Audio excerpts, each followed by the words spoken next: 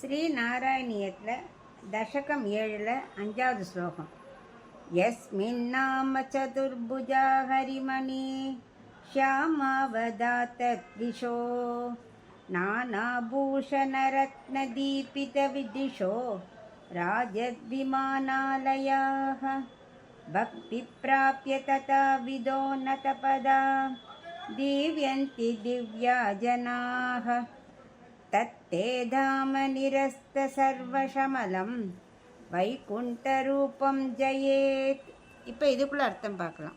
இந்த ஸ்லோகத்தில் பட்டத்திரி வைகுண்டத்தில் வேறு யாரெல்லாம் இருப்பார்கள் அப்படின்னு சொல்கிறார். அதாவது நித்தியசூரிகள் எப்போவுமே அங்கே தான் இருப்பாள். அப்புறம் முக்தாத்மாக்கள், முக்தி அடைஞ்ச முக்தாத்மாக்கள், அவளால் அங்கே தான் இருப்பாள். அந்த நித்திய விபூதி பிரளய காலத்திலும் அழியாது. பிரம்மா படைப்புகள் தொடங்கும் முன்பிலிருந்தே எப்போதும் இருக்கக்கூடியது நித்திய விபூதி.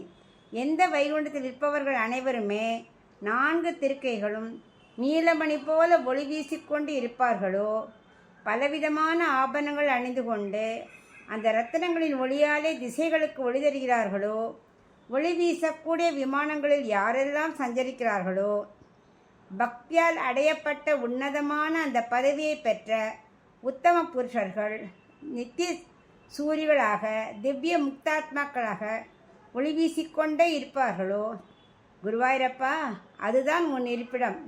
எந்த தோஷமும் அங்கே கிடையாது, தடைகளே கிடையாது.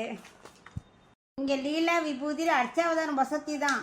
ஆனால் சில சமயம் அசம்பாவிதம் நடந்தால் கோயிலுக்கு போக முடியாது, பகவானை தரிசிக்க இயலாது, தடைகள் வரும்.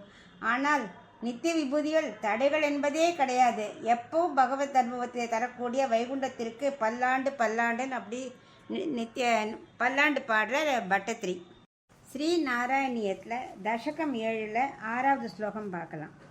நானா திவ்யவதூஜனைரவிவ்ருதா வித்யுல்லதா துல்யயா விஸ்வோன்மாதன ஹிருத்யகாத்ரலதயா வித்யோதிதா சாந்தரா त्वत्पादाम्बुजसौरभैक कुतुकाल लक्ष्मी स्वयं लक्ष्यते यस्मिन् विस्मयनीय दिव्य विभवा तत्ते பதம் தேஹி மே.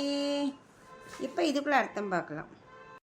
பகவானுக்கு எப்படி கைங்கரியம் செய்யணும் அப்படிங்கிறத மகாலட்சுமி தாயார் ஒவ்வொருத்தருக்கும் சொல்லிக் கொடுப்பாளாம். அப்படிப்பட்ட மகாலட்சுமி எப்படி இருக்கிறாள் அப்படின்னாக்க பட்டத்தை விவரிக்கிறார். பலவிதமான திவ்யமான பணிப்பெண்களால் சூழப்பட்டிருப்பாளாம் மகாலட்சுமி.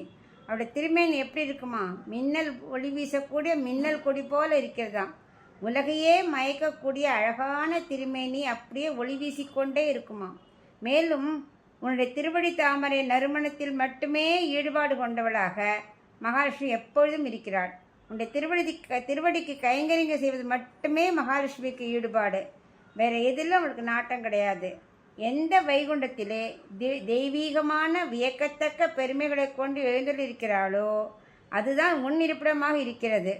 அந்த வைகுண்ட பிராப்தியை எனக்கும் நீ அருள வேண்டும் அப்படின்னு பட்டத்தை பிரார்த்திக்கிறார்.